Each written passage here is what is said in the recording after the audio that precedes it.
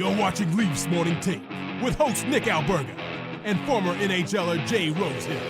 The show starts now. Vote or die, baby. It's the Monday edition of Leafs Morning Take, the federal election edition of Leafs Morning Take, presented by Bet365 as we get set for Game 5 of the Battle of Ontario. And what do we see at Maple Leafs practice? No sighting of the captain, Austin Matthews. Nick Alberga, Jay Rosehill. What's up, buddy? Ooh, scary.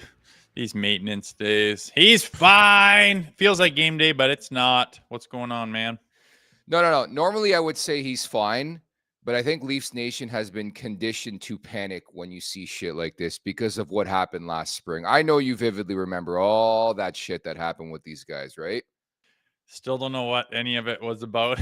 We'll never know. We'll never find out unless there's like something released in 20 years where it just articles the life and times of these guys, man. Insanity, dude.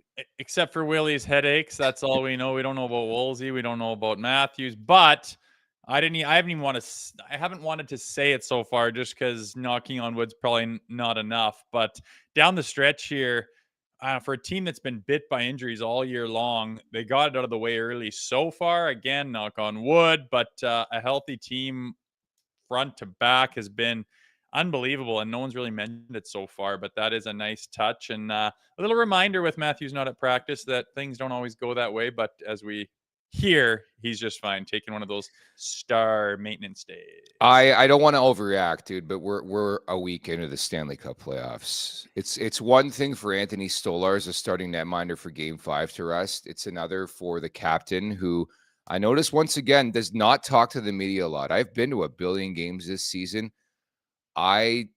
He doesn't talk to the media as much as like John Tavares does, who is the former captain, who was the captain in recent memory. Like, it seemed like every game Tavares was out there. It's just something's a bit different off with this year, but I won't lie. There's concern from my point of view because, again, we've been conditioned. What's happened in the regular season, he went to fucking Germany. Like, I still can't get over that aspect of this whole thing, that I haven't seen a pro athlete leave the continent to go, discuss what his injury is. And now there's a rest day in the playoffs. Maybe I'm overreacting, but again, we've seen this rodeo before in the playoffs. That's all I'm saying. It seems weird, like, that he wouldn't want to skate. I mean, I remember when you're playing in that league or just pro in general, you're on the ice every single day. It seems like you get a day off a week kind of thing, and you kind of kick the cobwebs off pretty quickly. But it's rare you get 2 days off. And then on that third day, once you start skating again, it's like, it feels like you've been off for a week just because you're so used to taking reps. So it's odd to me that he wouldn't want to go for a little twirl today. Like, it would be loop and shoot, low stress. I mean, he could dog it and go 50% speed if he wanted, like, just to get out there and feel the puck and glide around and get your legs going and get the blood flowing. Kind of surprised you wouldn't want to, just in the fact that they had yesterday off. But again, I'm not digging into it too far. He can do whatever he wants to do. We do not know what's going on with him, although it keeps coming up that people do agree something is with him and he's not 100%. But you got to battle through that shit sometimes, man. There's nothing you can do, obviously. He's already been across the continent to try to fix stuff up. He's getting every bit of help he can. So whatever he is what he is right now. Yeah, primarily I defer to the chat. Banco writes in massive overreactions. So I'll take your stance that I'm overreacting on this election Monday. But again, it is mildly concerning, I guess, is the best way to put it from my perspective. The captain needs a rest day, a week into the Stanley Cup playoffs. But I still see Steven Lorentz out there. I see Nylander out there. I see McCabe out there. I see Tanev out there, who eats pucks for breakfast. So we'll leave it at that. I got back from Ottawa yesterday. I tuned in, watched the Carolina game, and I should mention our Super Chat charity partner this season is Sick Kids. Want to make sure that your question or comment gets on the show. Hit us up with a Super Chat. Proceeds from our Super Chat will go to Sick Kids, ranked the #1 research-intensive children's hospital in Canada and 3rd in the world. So I get back from Ottawa. I tune into the Carolina Hurricanes game. What do I see? A Freddie Anderson injury, dude. It just does not stop. And that's been a huge story in these playoffs. All the goalie injuries. We saw both guys go down in one game in the Montreal series. Now we see Anderson go down.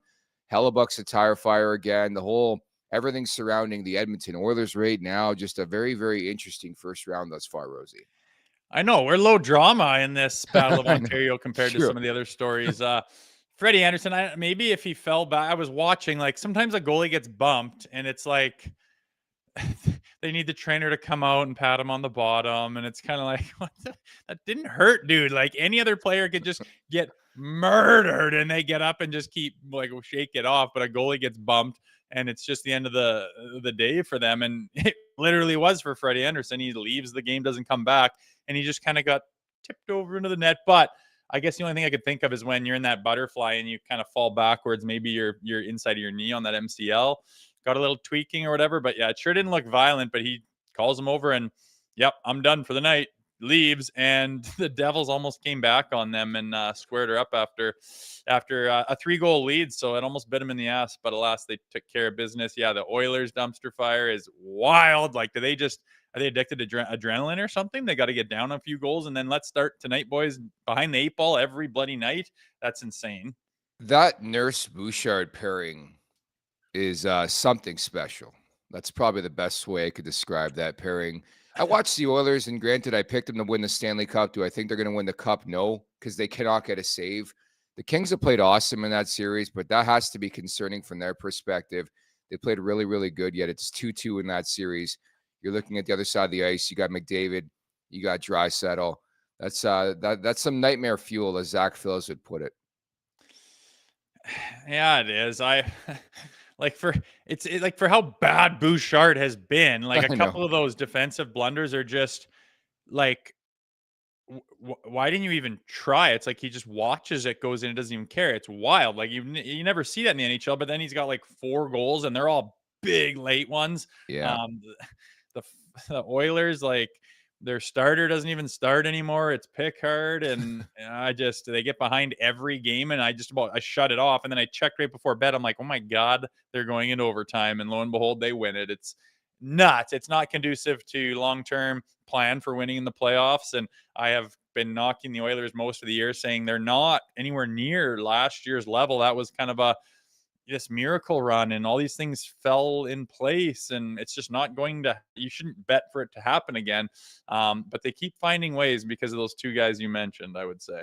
Man, the point that stuck with me is that I think you look at all these respective series in the first round, and it's like the Leafs series that's been low maintenance. Not much has happened, which is a rarity considering everything we just talked about, the Boston-Toronto series last year between the Matthews injury, Nylander migraines, the Wall injury in Game 7. It's been low event, which I think from the Maple Leafs perspective, you like that. And maybe that's why my blood pressure shouldn't rise breaking down the Austin Matthews story from today, that he's not he's not at practice. It's a rest day, according to Leafs PR. But you just never know this time of year. There's just so many licks. There's just so many wounds. It's been a lot of hockey this year for this Maple Leafs team, and every team, quite frankly. I know, but like, considering the Leafy things that can happen and have happened, and the drama and the back and forth and the pulling your hair out and people losing their minds, like, this has been pretty smooth sailing. As far as anything you could bring up. Again, look at the other series. There's stuff going on left, right, and center, and ours is just kind of lickety boo, 3-0, get the 4th, trying to sweep. Okay, overtime, you're a shot away. Going back home, trying to get it done. You got 2 days rest. Like, there's nothing to even freak out about yet. People try to find ways. I don't know, the Wool Stolars thing is insane, the Pappy thing. But other than that, it's just like, it's pretty smooth sailing, man. I mean, they're getting contributions from everybody. Their D are chipping in like crazy. Like, it's just, I don't know, they're in such a good place. Almost makes it hard to do shows sometimes because there's no heavy drama or anything like that. But I mean, that's what you're looking for. That is what your team is trying to accomplish in the playoffs, is stay the course and don't have any wild adversity that you have to go through if you can. And this is great too. Joseph Woll not on the ice for the practice today. And it's playoff time. We're going to overreact to this shit, folks. But Woll, Matthews not there. For example, John Tavares had every reason to miss practice today. He's there. I don't get it. Yeah. But you know what? I'm trying to think of Chiefs practices and whatnot. And yeah, I was a guy that just for a warm body needed to be out there regardless. Sure. But like, if you don't want to go out there, if you don't think it helps you, if you're not like, you prepare how you want at that level at that Okay. time of the year. It's no more cracking the whip and we're gonna bag skate and we need to get some work in and we need, like, you've already gotten there. The preparation's done. Now it is whatever you want to do, you do to be prepared for the game. And obviously, Austin Matthews doesn't want to go out there. That's fine. I mean, it's kind of like a, well, why not? Like, what's wrong with going for a twirl when John Tavares would go out there? I get that, but that's up to Austin Matthews. I think he's earned um, the title of he's one of the best players going. He's earned the fact that he can stay off if he wants to. Fine. Joseph Wall, why are you not out there? I have no idea. What does that tell you? Don't start. Just get ready for a Ninja hot take or a Ninja crispy hot take coming up later on. That's all I'll disclose. A little foreshadowing for that. But I'll leave it at that. That's all I'm going to say on the Matthews shit. Then I'll just shut up because not much positive is going to come from my mouth considering what we know about that situation, what we've seen the last couple of years. Anyways, nationgear.ca. What a segue. Now we go. The playoff tees have been on fire. They've been hot. They've been feeling great. I don't know if you caught it. I took some pictures inside Canadian Tire Center in Canada wearing our beautiful tarp. So you can get your very own right now, nationgear.ca. Also, don't forget, Leafs Nation, it's playoff time. We're going big. The Leafs Nation is teaming up with Greta Bar YYZ to bring you the ultimate playoff watch parties, and you're invited. Every single game, come cheer on the blue and white with the TLN crew at Greta, our go-to spot for all things game night.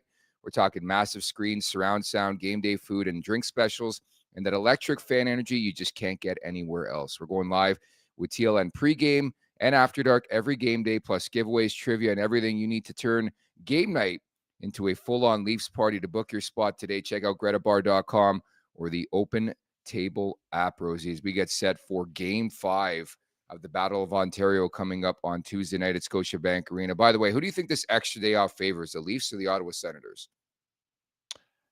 Good question. I would say both equally. I mean, maybe the Sens because they have to travel, I guess. But I don't know. For the first round and for the series that it's been, I don't think it's too advantageous to either one of them. I'm sure both teams would happily take the extra day. You're probably just taking Sunday to do nothing and then back to your regular routine this morning. So I guess the Sens, if you figure travel into it. But other than that, both teams will take it. I don't think it's a big deal either way. Fair enough. I'll be honest. It was a great time in Ottawa. Again, thank you to the Ottawa Senators for the hospitality and Mendez and company at Canadian Tire Center. There's not much doing. Not much doing in Ottawa. I know you were with me on Saturday's show. We joked about the fact that Nick Caroli and I went out on Friday and we ended up greasing bouncers to get into a bar. Tough go. Why? It was just slam packed or what? Yeah, but it wasn't like there was nothing cooking, man. There was like 3 bars and they were slammed. And again, I haven't greased a bouncer in about 15 years, but we did it. We did it. There's just not much cooking in Ottawa, man.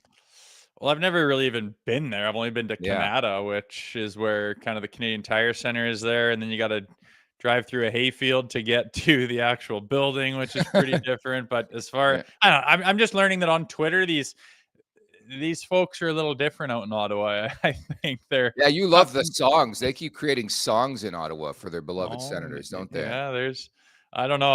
I can't say my stock of the organization's gone up this series. I'll just say that. No, that's fair. And I will say that the positive was like driving to the arena. Obviously, we had parking close to it, but there wasn't the mayhem chaos that you'd find at Scotiabank Arena. For example, I drive back yesterday. Everything's peachy great.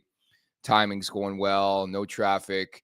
I hit the DVP and I'm sitting on the Gardiner Expressway for like an hour and a half. I could see my condo. I couldn't get there. And then it was a reminder I'm no longer in Ottawa. I'm in downtown Toronto.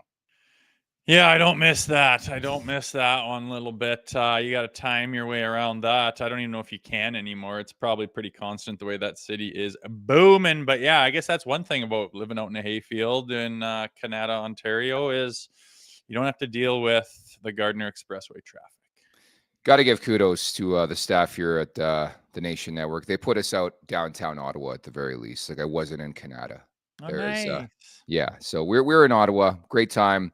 Do I want to go back there for this series? Probably not. So let's close this off in 5 games here at the Leafs Nation 401 on YouTube. Hit that like button, hit that subscribe button. Leafs Morning Take, wherever you find your podcast. Make sure to leave us a 5-star review. And don't forget to visit theleafsnation.com. Your motorhome or travel trailer isn't just for getaways. It's a moneymaker on wheels. Most RVs sit parked in the driveway. With RV Easy, you can rent out your motorhome or travel trailer and earn over $20,000 this year. Founded, owned, and operated by Canadians, RV Easy takes care of everything, including full insurance coverage, provided for every rental. And best of all, you choose when to rent and set your own pricing. List your RV for free today at rvezY.com. That's rvezY.com. RV Easy, rent your RV, make money easy. As we look back for a last time, Rosie, at Game 4 here, Jake Sanderson wins it. Very similar for me from the Benoit goal in Game 3 to Game 4 here with the Sanderson winner. Just put the puck on net, right? Grapes. Yeah, I think so. I mean, you hear a lot of old school. I don't even know if I don't know if new school guys say that or not. But yeah, that's a Grapes thing to say, and it's for good reason. There's so many times, especially in the playoffs, you get into that overtime period or the next or whatever, and it's quite often one of those seeing eye shots. I mean, that was a complete floating knuckle puck. It looked like it bent into the net on that far post. I don't think Stoli really had a chance, as the timing of, it was Carlo in front there, just takes his eyes away last second. You're trying to get to the guy who's trying to tip it, and just a timing thing. But yeah, I throw it on net just like Ben was. Like, you rip that on net, it goes through 3 guys. Who even knows what it touched, and just cracks the corner there. It's not rare to see a puck go in like that in overtime, hence why they do it. And that was not a sick play. It didn't take a ton of talent. It wasn't a highlight reel thing. He grabbed a rolling puck and winged it at the net, and it found its way in. So it could have easily gone the other way. The Leafs had their chances, hitting a post and the back doors. My God, that game should have been over. But in hindsight, I don't mind preparing right now and playing tomorrow and being in the routine still. I think that, with that Florida series starting so much later and the way it's going and how it could go, I don't want to sit around for a week plus waiting for the second round. I don't think that does anything for your momentum or your psyche or your preparation. I don't mind playing this, but I think getting it done at home here on Tuesday is a big, big thing, and I hope they're prepping heavily for it. Well, Rosie, unfortunately, when the Maple Leafs lose games in the Stanley Cup playoffs, even if they're up 3-0 in a series, some scary and sick and not good sick numbers come out. The Leafs falling to 1-12, 1-12 in potential series clinching games since 2017. Man, oof, that's tough. There's no doubt that shows a lack of killer instinct, and that's in the Matthews, Marner, Nylander era. And like the table was set for one of those guys to have their moment and to show that they're a superstar. And you look at the other big dogs around the league, they do that. They've had their moment. They get the big goal, and the McKinnons and the Dreisaitl's the other night. And like, you need one of those guys to step up, and they've been great. I'm not here to hack on them or anything like that, but that number kind of speaks for itself when it's time to go. I don't know if they grip it a little more, or if that's just a coincidence. I mean, 1-12 doesn't really look like a coincidence. It looks like a pattern.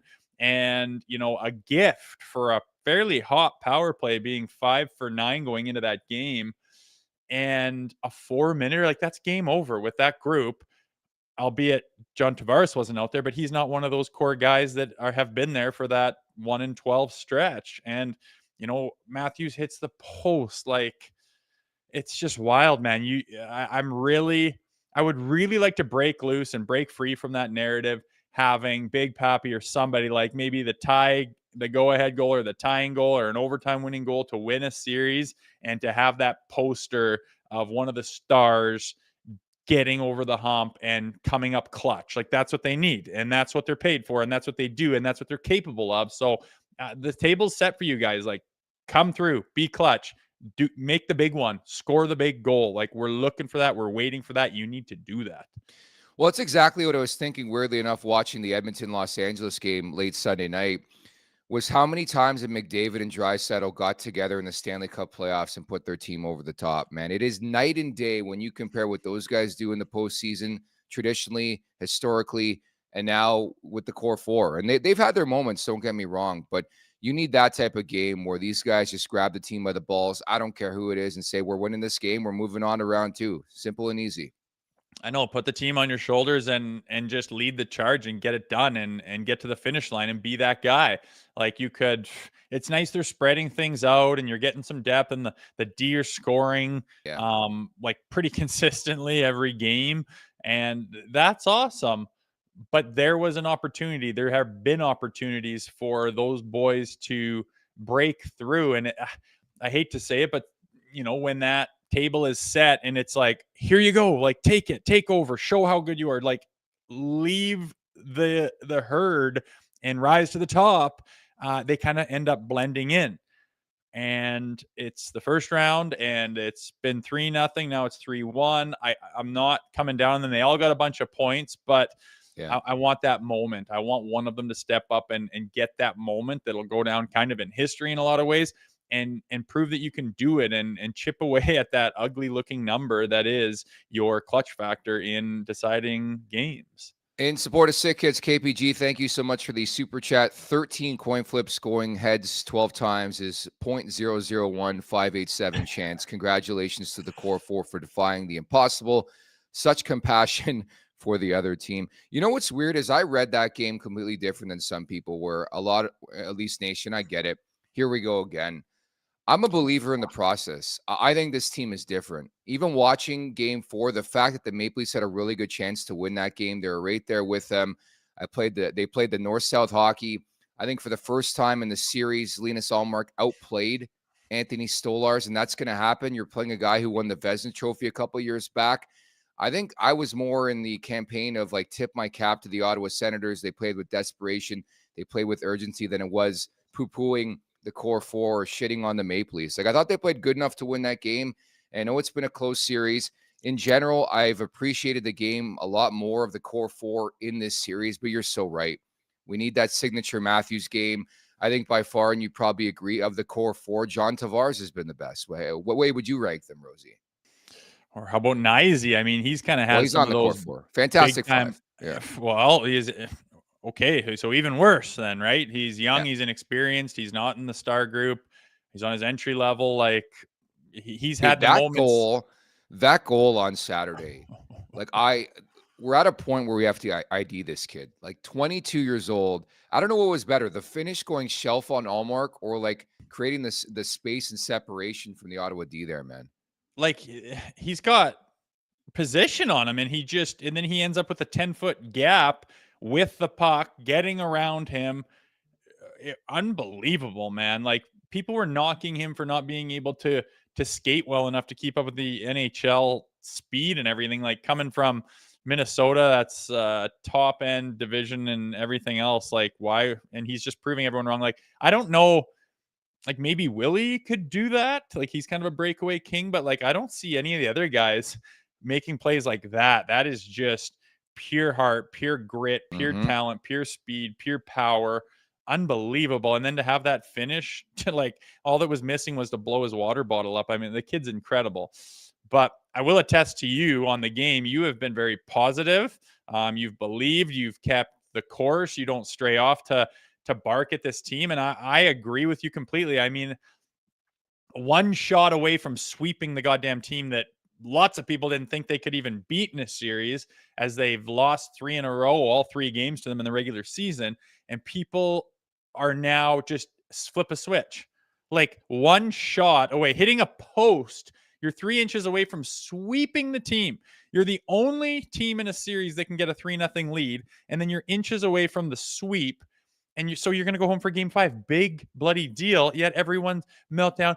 I knew this was going to happen. They're just going to give it away. I feel it in my bones. Like, what are you watching? Like, are you that much of a mental midget to freak out at one goddamn win? You're in the driver's seat the whole time. You've had nothing but control over this team. There's nothing to say you're going to do anything but win the series. I mean, why would you believe anything else from what you've seen, unless you're just a mental midget and you're living in the past and think ghouls and goblins and weird luck is going to get you inches away from sweeping the series, and it's meltdown time for some people? Blows my mind. J-Rock writes in, I'm told 3 inches is a lot. No? Question mark. Do you want to comment on Depends that? who you're talking to. Yeah. Depends who you're talking to. That is very well said, my partner in crime. But yeah, I tend to agree. They're just so close. And again, we don't want to use the old cliches on this podcast for sure, but there was a path where the Maple Leafs win that game. And I do strongly believe in them. I think the goaltending is better. The blue line is way better, and the forwards up front are better. And that's why they're up, I think, 3-1 in this series. People want to make too much of this being a close series and all that stuff, but I don't buy it.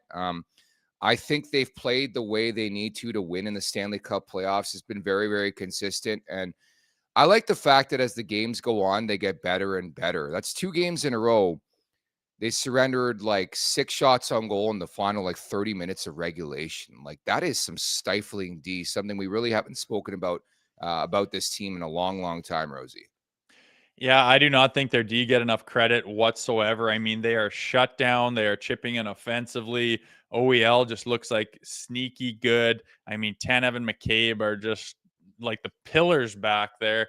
I think Morgan Riley's been good. He's got 2 goals in the series. Benoit's got, the overtime winner. He's a big part of both of those in game 2 and 3. Yeah. Just unbelievable, man. And those wild breakdowns and breakaways. Like the only time I can think of that happening was when they scored in game 4 there, and that's on Mitch Marner in the power play and being a little sloppy last man back on the power play. Fine, but I just, even last year watching this team, I don't know if it's coaching or a combination of the new D and coaching, but there was breakdowns, odd man rushes, guys taking 3-on-1s like all the time, and you'd have to get that big save and recover from that, and sometimes you get momentum from it, fine, but now it's just like lockdown, shutdown, feels really good. And again, the only thing missing that will get this team over the top is what's plagued them in the past, and that is the superstars doing superstar things. So watch for that tomorrow night. I've been really impressed with the poise and the patience on the back end. Now, granted, I've been there for 3 of the 4 games, so like it's a different perspective watching in person, but like OEL specifically is gap control. I talked about that over the weekend. I think he's been so good defensively. Chris Tanev, like he just never looks like he's under pressure. And I think that when a defenseman plays that way, it blends to the rest of the team, specifically on the blue line, where everybody knows their role, they play their role, and there's patience, and you get the puck out of the zone. Like when they get trapped, they get in trouble. And you can say that for every team in the league defensively. And I think to your point, Morgan Riley, of the 4 games, that wasn't his best on Saturday night. I didn't think he was great, just forcing pucks up the boards in the D zone, Ottawa intercepting them. Like you just have to be cleaner. But all in all, I've just been really, really impressed with the poise of the blue line and just the way they're working as a cohesive unit. It's great. It's a nice change, and I mean nobody goes deep without that. They really don't. You build a team around your D. You look at some of the teams that have won the cup recently, and it's solid D, and it's back with that last line of solid goaltending, which we have. The depth. I mean, there's some pieces within the depth that we can talk about that maybe some guys need to step up, and you could move some parts around, and you're looking for that. But the way they've spread the workload out and spread the points and the moments out has been pretty damn good all throughout the lineup. Again, we're just like, you got to finish this series. You got to close it out. You got to have some form of killer instinct to be like, that's it. That's enough. You have no more life left. We ended your season. That's the end of it, and close it. And that to me is just waiting for one of those big boys to do it. I've said it 3 times already. That's the missing ingredient. It has been for a long time. I'm really going to watch one of those guys. I hope it's Matthews personally, because he's the one who has probably taken the step back this season, and whatever ails him, fine. But a huge moment, I think, could give him a big boost. At the Leafs Nation 401, hit that like button, hit that subscribe button. But I think certainly looking forward to Game 5 on Tuesday night. That has to be the theme of this team. Starting on time, the Sens score in the first goal, which is not good for the Maple Leafs perspective. I know you play catch up in this series, but I rather have a strong, consistent start the way we saw in the first 2 games in this series. And I think there's a chance where you just bury the Ottawa Senators. Like, they have a bit of hope right now, but they didn't have much hope heading into Game 4, I can tell you that. So you got to plant that seed of doubt from the Maple Leafs perspective. And I know a lot of people in the chat talking to your point about lineup considerations. Nick Robertson, is he a guy who comes back into the series for you? It's tough, man, because once you do it, he's there and he's in, and that's game 5, right? Yeah. So, I mean, and there, everyone knows who follows closely that when he gets put in the press box, he usually comes back and has a big game. He's pretty good at rebounding and having a response, so that's something to consider. Who are you pulling out? Is Pacioretty been, a non-factor enough to put him back out of the lineup and try Robertson? Are you itching to get David Kampf back in? I don't mind the idea of new blood. I just feel like you put Robertson in there and he's just trying too hard to accomplish nothing and isn't really any kind of a factor. But if you pull Patches out, I kind of expect a little more physicality out of him, a little more jump, a little more effectiveness, maybe crash a bit more, maybe get some more ozone time. But it seems like you can't quite get it going so far. I'm glad it's not my decision, and I've said that before. It's probably chicken shit to not make a decision on that, but I think I would lean towards leaving it the way it is. But I Yeah. wouldn't freak out if they did make it. What do you think? Would you put Robertson back in just because he's been good at responding when he gets scratched? No, I wouldn't. I'd stay the course. That's 12 hits in the first 2 games for Pacioretty in this series. And you got to keep in mind, too, the matchup game. Pacioretty's been playing a lot with Max Domi, who's having an up and down series, to say the least. And that's another story. But I think from that perspective, he's done his thing. I think the versatility is important, too. Like, if you remember late in game 4, he's finishing pretty much the third period with Tavares and Nylander. And it just shows you how they feel about him, what they think. Like, I just don't see a scenario where Pacioretty is going to be the guy who comes out. And I want to give him at least 1 game on home ice. I know he's played 2 here on the road, and he's had a couple opportunities. He had a backdoor chance late in game 4. So I'm sticking with the same lineup. Like, you don't want to make decisions like that are brash because you lost 1 game in OT on a seeing eye shot. You know what I mean? And Nick Robertson, yeah, maybe he comes in, he scores a goal, but the discipline is a major concern. The lack of physicality, a major concern as well. Yeah, I know. I mean, I'm just picturing the game tomorrow night. I want the puck to drop, and I just want them to have more energy than them. I want them to just be more dynamic, like chasing pucks down, ripping everything at the net, charging the net with numbers. Um, just a full out onslaught for 60 and just have the mentality where it just sends a message to the Ottawa Senators. You aren't winning this game, let alone this series. Like, we are the better team. We have been the entire time, and now we're moving on to bigger and better things. Time to snuff you out. I want that attitude to reverberate through the Ottawa Senators bench, and a huge start could do that. Does Nick Robertson provide that? I mean, again, yeah, he could chip in with that goal, and that would be great and everything. You can't be undisciplined. You can't be taking penalties. It'll suck the wind out of it. You get a big power play goal, they'll be going bananas. The Scotiabank Center will go quiet, and you'll suck the wind out of it. Like, I'm not interested in that. I don't know. If you're throwing him in hopes that he gets a goal like he has in the past, Yeah. like, screw that, man. That's not what we're doing here. Craig Berube is not just rolling the dice, seeing what happens. Again, like you said, they came down to a shot away from closing the series out in a sweep. I don't think big changes need to be made. In support of Sick Kids, thank you so much for the super chat. Leaf Fight, Lawrence Lawton McMahon. I guess that's what he wants for a line. I think Yarncroke's actually been pretty effective so far in this series, but I did want to get your opinion on the Domi penalty and his overall play in game 4, because that would be a consideration for me if I was Craig Berube, is maybe David Kampf becomes an option or Holmberg goes to center. I just think it's been more of the same from Max Domi. There's been ups, there's been downs, but I wonder sometimes about his leash being longer than others with this team. Yeah, you wonder if if his name was just Brown or just a different name that wasn't Domi. If he, I don't know, man.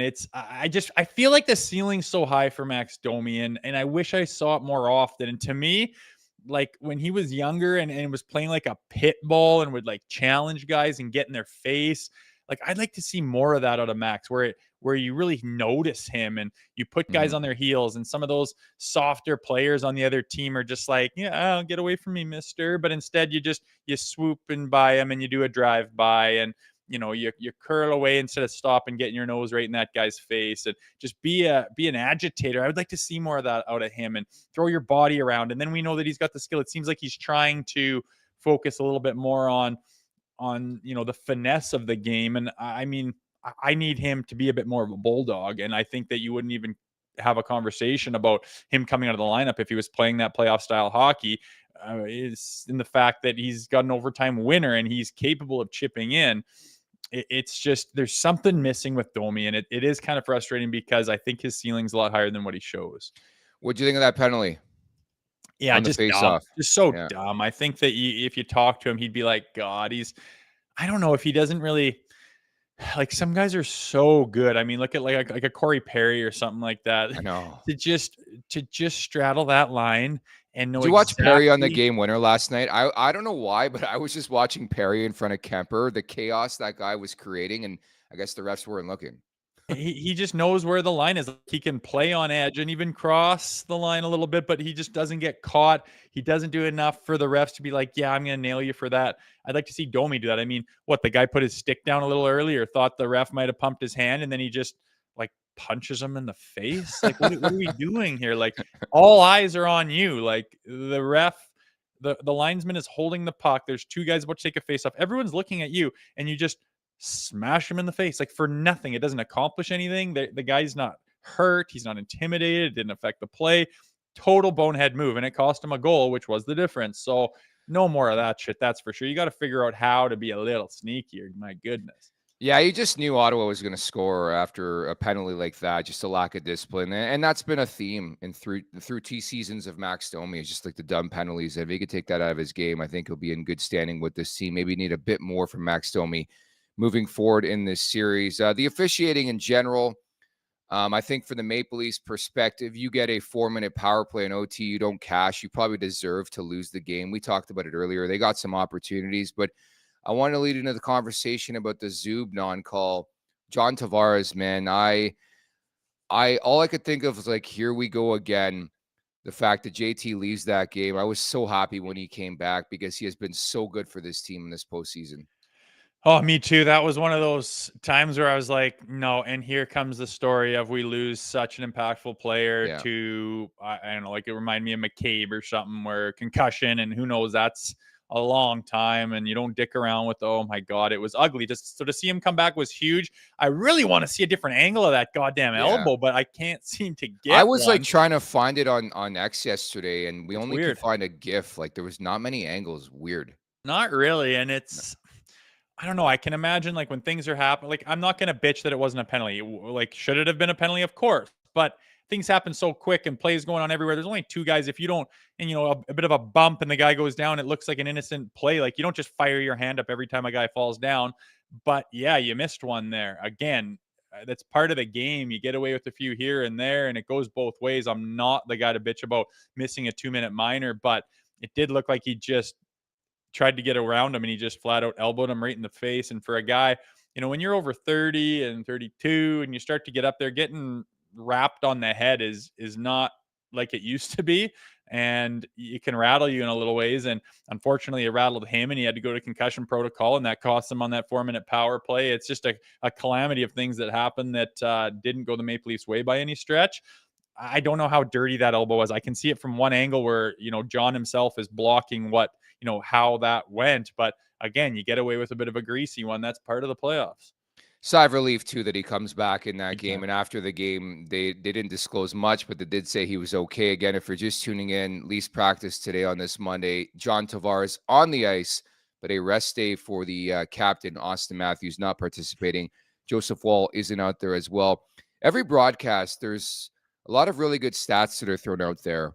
Some I hate to talk about, like the 1-12 and potential series clinching games since 2017. But I was intrigued by this stat, which I've noticed quite a bit this season. The Leafs have scored an NHL best 35 goals within 10 seconds after a faceoff this season. If you do recall earlier in the year, we talked about Mark Savard, what he's in charge of. Well, he's in charge of the faceoff plays and the power play, and both on fire right now, Rosie. Yeah, certainly wasn't the case at a certain part during the season. People, myself included, were kind of calling for his head, saying if you brought this guy in to be a PP specialist and you are horrendous on the power play. Like, what's he doing? It was going on long enough where it was like, why are we continuing to bang our head against the walls here? But he certainly redeemed himself. Like, I didn't know that was a stat. It does seem like, look who you're playing with, right? Look at the offensive prowess and the finishing and the superstar with the Mitch Marners and the Willies and now Nyes and Tavares and Austin. Like, it's just a plethora of hyper skill, and you can catch a team sleeping for sure if you can pull off. And they're good at faceoffs too. You got to win the draw first and foremost. And if one guy misses his assignment or is a second late, you can capitalize on that. And they seem to do it in different ways as well. These face-off plays are great. I don't care how you score. You find ways to score. If it's off the face-off in the first 10 seconds, I could give a shit. Do it in the last 30 seconds of a period. I don't care. Find ways to score. But yes, off the face-off, they're certainly finding ways, which I'm sure Ottawa has taken note of, and they're trying to shut that down as best as possible. Well, that's the great thing about this series through 4 games. We haven't been talking about how the Leafs are anemic offensively and they can't score goals. And I honestly think a big reason why they have 15 goals in the first 4 games of this series is their willingness to go to the dirty areas. Have you read it differently? Because I think a lot of the offense has come from the areas that they've been unwilling to go to in recent postseasons, Rosie. Yeah, I mean, I think just Craig Berube's philosophy. I mean, that's the first thing we started talking about after the opening press conference in preseason, and a new identity in this north-south hockey. And it was a welcome sound to everybody's ears because they didn't play like that under Sheldon Keefe. It was kind of like, the Stars ruled the roost. It seemed like it was like, I'm going to play the way I played in junior, and that's the way it's going. And Keefe would be like, yeah, we'll work with that. And it wasn't translating to the playoffs by any stretch. And I think maybe they get that now, or else Craig just completely changed it for them. But they are playing north-south. They are going to the dirty areas. It was just such perimeter play there, especially by the Stars in the playoffs. Their time and space got taken away, and they were flabbergasted by it, and they had nothing to fall back on. Where now they've been conditioning themselves over 82 games to play a different way. When you run out of space, you chip it by and go around the guy. You get it deep, you wrap it to the weak side winger, like just different ways of approaching it that isn't like that, street hockey style of, well, I'm going to fancy my way out of this problem, and it would blow up in their face, and they're going the other way all the time. And then you got to penetrate. You got to go to the net. You got to risk getting hit. And it seems like playing that way for 82 games has just leaked into all their DNA, and now they're going to those areas and getting rewarded for it. What do you think of some of the chants? I will credit the Canadian Tire Center faithful, and I will say that Game 3, much louder than Game 4. I think a lot of hope was lost when the Leafs went up 3-0 in this series. A lot more blue and white, by the way, for the Saturday night game. But we heard Marner's leaving, which is a new chant to enter the series. And Matthews is balding. So we added the is to the chant this time because, again, I was the one who questioned the credibility because of the grammatically incorrectness of the previous chant in Game 3. Yeah, I don't really care. Not like I love these guys. Like, I was in the scrums after the game. Like, they asked Nye specifically. He's like, "Nah, I don't know what you're talking about. I didn't hear anything. None of these guys hear anything. Nobody saw the hit from Zub to Tavares, supposedly, too. Like, they just so entrenched in Berube hockey here." Yeah, and sometimes you can't tell what the hell the crowd is saying, and you just, you're focusing on what you got to do, and you're listening to when your line is called, and you hear that da da da, and you're just like, you're not paying. You just assume they're saying what they normally say, and you don't pick into, them saying something unique. I think it's kind of dumb, like Marner leaving, Matthews balding. Like, don't you have better things to worry about or focus on right now than that? But whatever. Fan bases can do whatever the hell they want. I'm not gonna poo-poo it at all, but I just think it's kind of like, okay, I guess you're down 3 Cobb in the series and you're going to be talking about Marner leaving. Like, beat it. Yeah, they're scrambling for any content right now. And that's why every day, by the day, they create worse and worse team songs to release on social media. Last thing I wanted to get to here, and again, this is further proof that the regular season does not matter. I know you hate that, but the Leafs had the worst D offensively in the NHL in the regular season. They scored 5 goals in the playoffs. OEL's got 2, Riley's got 2, Benoit 1. It just shows you this time your guys are hyper aware that they need to step up. I think OEL's been great in the back door. What a pass by Nylander to tie that game. Riley's had some moments. We got the Benoit OT winner. And this is a big thing we wanted to touch on going into the playoffs is the depth scoring. That's the unique thing about this is like 15 goals, 5 from the D. You got some depth scoring. There's a reason why the Leafs, in my opinion, are up 3-1 in this series, Rosie. Yeah, it's spread out. So it's such a well-built team. It's so much more balanced than it used to be. And like another thing, like they got healthy. Stolar's play down the stretch, like rolling into the playoffs, they found their game and they peaked at the right time. And those D, were saving it for the playoffs. You could argue like it's all clipping at the right time. And that's how you want to do it. I don't know if it's the veteran presence of some of these guys or if they've just learned through experience or if it's Craig Berube. I don't know. I'm not there and they probably don't know. But for whatever reason, they are clipping and that's huge. And you mentioned spreading it out a little bit more. Scott Lawton got here and just didn't have the best start in the world. And I think he's played his best hockey in the playoffs. So good. There's one thing I could wait for this game, a little statement, a little stamp of, yeah, I'm a Maple Leaf now. And you should be happy about that would be just boom, just a Scott Lawton banger, whether it's to tie the game or the go ahead or no, I don't care. A big goal, Maple Leafs uniform to finish this series or something to do with this game to get them over the hump, I think would be massive. I think I'm going to chuck a little sprinkle on that, actually. I like it. It would just be so good for him.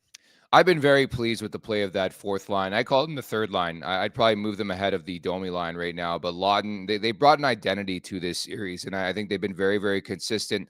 There was a couple moments in Game 4 where they hemmed the Ottawa Senators in their D zone for quite a bit of time. That's exactly what you want from your fourth line. So shout out to Lorenz, Scott Lawton, Callie Yarncroke. It's time now for the crispy hot take of the day presented by the Ninja Crispy 4-in-1 portable glass air fryer. Meet the first of its kind.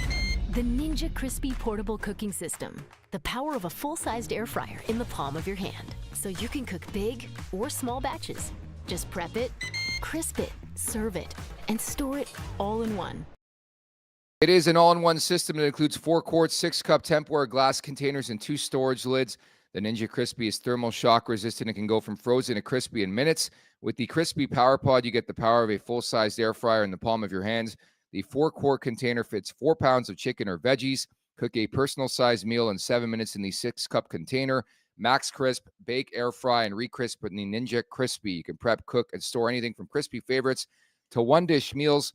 Visit their website in the link in the show description and stay tuned for your chance to win a free Ninja Crispy. Producer Vic, little heated after losing Game 4. Rosie, you ready for this? Hit me. Producer Vic's hot take of the day for this election Monday. Joseph Woll should start Game 5 for the Maple Leafs. Wow. Where do we start? This was a sentiment on Twitter right after that overtime loss to not sweep them.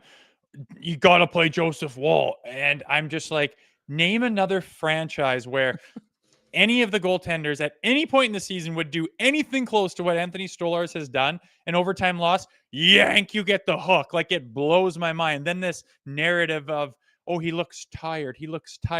Tired from what? Like, what do you mean? It's the first round. He doesn't look tired. He didn't even get hardly any shots in that Game 4 there. He wasn't even very bad. I mean, a breakaway snuck through him, and the other ones you can't even see. Like, enough of that narrative. You have one of the hottest goalies in the league. Can you imagine an Ottinger, a Shesterkin back in the day with a Fleury or a Henrik Lundqvist, or they lose in overtime? It's like, we're yanking them. Going to our other guy. Like, I don't even care if the other guy's Joseph Woll. Can you imagine what message that sends to Anthony Stolarz? Throw Woll in cold and then have the weight of the world on his shoulder to get done at home. Screw that up back to Ottawa. All of a sudden, everyone's on fire. All because you hooked your starter for absolutely no reason. Blows my mind that was even a narrative. There isn't a thing in the world you could do to tell me that Stoli shouldn't be in for Game 5. 1,000%. I completely agree. The only thing I would add to the conversation, it is a card to pull, and there's only so many cards you can pull as a coach in the Stanley Cup playoffs. Like, for example, if they don't close it out in Game 5 and you head towards a Game 6, and this depends on how Stolarz plays in Game 5, maybe you open that can of worms. But at that point, you are committing to Joseph Woll for the rest of the series. But by no imagination, no stretch do I say right now is the time. Stolarz has been good. He's been at times great. He's outplayed Linus Ullmark, who won a Vezina Trophy 2 years back. You stay the course. You believe in the guy who got you here, man. I couldn't agree more.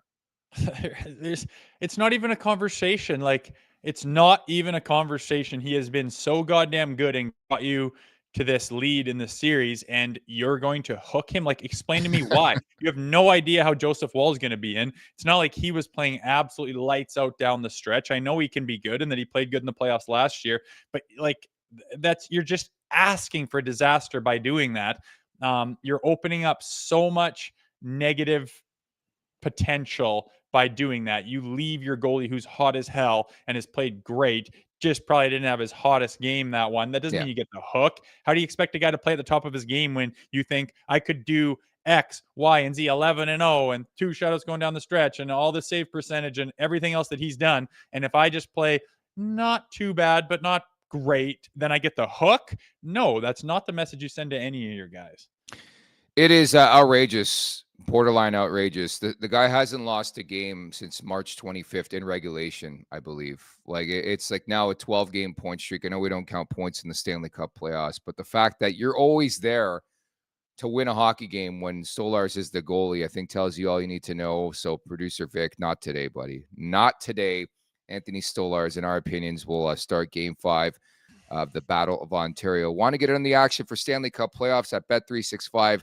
They got you. From game props, player props, totals, and the money line. You can even bet on futures like series winners, conference champions, the Stanley Cup champions, and much, much more. Whatever your bet is, it's never ordinary at Bet365. Download the app and get in on the game. An official partner of the Stanley Cup playoffs. Must be 19 or older, Ontario only. Please play responsibly. If you're someone you know has a gambling problem, visit ConnexOntario.ca. Anything you want to throw our way? I know you're not going to be here tomorrow, so any bets you like for Game 5? I just looked it up, and it's plus 1,000 for a Scotty Lots. I think it would just kind of fit that narrative. Cinderella story, slow start, his favorite team growing up. He was so proud to be here, overthinking it when he did get here. Life gets in disarray for a few weeks there. I think he could firmly plant his heels in Leafs Nation lore by getting a big goal. I'll take any one of them tomorrow night, so I got Scott Lawton. I like it. I'll place my bets tomorrow with Carter Hutton, but we look at the 2-game slate here in the Stanley Cup playoffs on this Monday. Tampa visiting Florida. It's been a road series thus far, and a lot of turmoil and chaos in that series, from the Hagel suspension, the Tkachuk, 5-minute interference penalty that doesn't get suspensions, or a suspension, I should say. But I'm going to go with the Florida Panthers. I just think they're the better team, and I think the Panthers take a 3-1 series lead there against the Bolts. I know, it's interesting, man. I want nothing more than to Tampa to claw back in there and get it done. They started late. It's kind of, I'm also a little sneak peek, or I'm going to put me on an airplane here sooner than later. I think I could end up in Toronto for Game 1 and 2. So we're trying to figure out when that could be, and they could stretch it out if Tampa gets out there. But yeah, I mean, I do believe that the Florida Panthers, I think they're the best team in the league, probably. I think Toronto's right there as well, but I mean, that would be as heavy of a test as you could possibly give this team, is to face the Florida Panthers. If the Tampa Bay Lightning can find a way to knock them off, I will put money down that the Toronto Maple Leafs will walk right to the Stanley Cup Finals. I just think they're better than every other team, but that goddamn Florida Panthers team, they are just tailor-made for the playoffs from the top to the bottom, and they're coached by a guy. They've had it before. They've got it done, back-to-back finals. It's just unbelievable. I'm still cheering for Tampa. No comment on the rest of the Stanley Cup playoffs. I'm focused on Game 5. Again, there were powers that be that were wondering if I should bring a broom for my show on Saturday, and I said no. Like, I have severe PTSD from that Montreal Canadiens series, and it was 3-1 in that series. So just take care of business, man. Just give us something to hope for. The weather's turning here in Toronto. Just get the job done. Game 5, Tuesday night, Scotiabank Arena. Luke Fox from X and Sportsnet, of course. John Tavares says he was taken off by a concussion spotter. I always joke at that because goalies get hit all the time, and I guess the concussion spotter is always like me during Game 4. I don't know if you caught this. I was actually taking a piss when OEL scored that tying goal in the third period. Very Jay Rosehill from deadline day. But I guess the concussion spotter saw JT get hit by Zub. Says it's obvious the puck was nowhere near him when he got hit by Zub in Game 4. Sore cheek /jaw, but otherwise he's fine. They dodged the bullet there, Rosie. Yeah, that's good. Yeah, I mean, just his reaction is going to draw the ire of the concussion spotter. It is what it is. I mean, it's so frustrating to be in that situation where I'm fine. I just was like maybe trying to sell it a little bit, or was taken aback by not being expected to be hit at all. I was winded, like whatever something could be after that. And the guy's like, nope, you got to sit there. And you're like, I don't have a goddamn concussion, man. I like, let me out there. I'm a professional athlete. I know my body. I'm good to go. But there's too many times where guys would say I'm good to go and they're not, hence why they don't get that option. Frustrating in a time like that. You'd think with John Tavares on that 4-minute power play would have possibly and very likely been the straw that broke the camel's back, and they could have swept it. Again, I'm not worried about that. I did want to ask you, though, it didn't really come up again. Like, why is Joseph Woll, why would he take the option on this practice ever having Sunday off, you think? I'm still trying to figure out why an hour and a half before Game 7 last year, we get the news from Biz Nasty that Joseph Woll's not playing. So I wish I had an answer for you, buddy. It's got to be something's bugging him, and he's just maybe he's got the flu. I hope. Maybe he's got the flu. Or the opportunity to just stay off a sore ankle or something. Yeah, but what are you sore from? You were taking, like, I was at Canadian Tire Center. He's skating with the extras after practice. Like, I know, and you can push off the post the wrong way, or catch an edge funny, or I don't know what the hell goalies do. Go in the butterfly the wrong way, or tweet maybe a little thing like you push off, and you're like, God, I kind of felt something in the groin. Well, we might need you here down the stretch. So why would you push that hard again if you don't have to in a loop and shoot optional practice? So that's my best guess, but raising some eyebrows this morning, old Joey Woll. Oh, you bet. And perfect timing, because Carter Hutton's in the mix for tomorrow's show, and it feels like every time I get together with Huts, I just have like a you goalies rant instead of you people. It's a you goalies rant, because you can't trust these guys. I don't know how you pay goalies $11 million per season. You don't know if they're going to show up for practice tomorrow. It's always some bullshit. And again, the concussion spotter thing always gets me. It's like goalies get hit left and right, and I guess the concussion spotter always misses that. But then Tavares gets hit, and he misses the entire 4-minute power play in OT, and he's been such a key cog and maybe their best player pound for pound in this series. I just got some questions sometimes, Rosie, but we'll leave it at that. Looking forward to Game 5 of the Battle of Ontario. Let's close this puppy out. You're not here tomorrow. You're going to be back on Wednesday, right? Yeah, looking forward to that game, though. Looking forward to it. I don't know. Maybe you can ask. I mean, it's bigger deal to pull out a goaltender with concussion protocol, obviously, than a skater. A much bigger deal. So you think it happens a little bit less often, I guess. Well, why is it a bigger deal? What's the difference between a goalie and, say, Austin Matthews or John Tavares, where they're like monumental pieces to that hockey game, especially when the team's about to go on a 4-minute power play? Well, yeah, they're big pieces, but to pull John Tavares out, you still have XYZ to pull out a goaltender. It's like, get your shit on back up. I know you've been sitting there for producer 2 hours. Vic was an e-bug in Montreal on Friday. Did you see that? Yeah, I did. He hasn't played real hockey in 20 years. So did the e-bug go in for the Capitals? The e-bug that was in the building, did he go in for the Capitals already? Because their guy got hurt, and that's why they had to throw this guy in as the second e-bug? That's got to make sense. I'm guessing that's what happened. I'll be honest. I was having a couple drinks on Friday, but I was watching the game at the bar with some people, and I'm like, you're kidding me. Both guys went down. And you know what really pissed me off after the game? I see Montembeault cheering his teammates on. I know. It's a weird look sometimes. And it seems like all these goalies, Freddie Anderson, dude, I covered this team when Freddie was the goalie. Sometimes he would just decide, I no longer want to take part in this hockey game, and he'd move on with life. And maybe you got to ask Carter Hutton tomorrow. What is it about that position that makes you guys such pussies? I'm going to lead with that question. So, Rosie, great job today. Should mention as well, coming up tomorrow, we're going to get back together with Bruce Boudreau. It's been a while since Gabby's been on the show, big-time Maple Leafs fan. And we're going to get his perspective, maybe his strategy leading up to Game 5 here of the Battle of Ontario. So we'll leave it at that. Thank you to everybody in the chat at the Leafs Nation 401. Hit that like button, hit that subscribe button. Leafs Morning Take wherever you find your podcast. Make sure to leave us a 5-star review. And don't forget to visit theleafsnation.com. Thank you to producer Vic. For Jay Rosehill, I'm Nick Alberga. Talk tomorrow. Take care. Make sure to check out more of our content right here on the Leafs Nation YouTube page. We got long-form interviews, we got clips, we got epic rants by Jay Rosehill. We simply have it all. And don't forget, you can find out much more at theleafsnation.com. Thanks so much for watching.